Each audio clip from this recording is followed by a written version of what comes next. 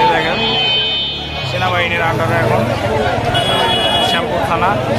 সেনাবাহিনীরা পানিতে থেকে আগুন নেওয়ার চেষ্টা করতেছে। এই যে সেনাবাহিনী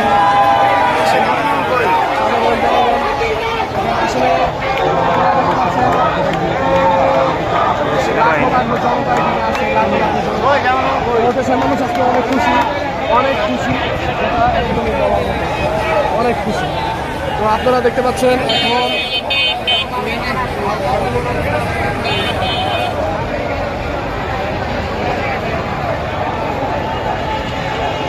এখন বাংলাদেশ সেনাবাহিনী।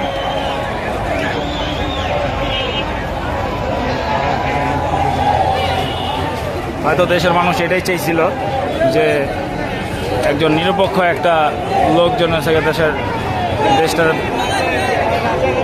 নিজের আয়ত্তে রাখে এবং দেশটা যেন সুন্দরভাবে যেন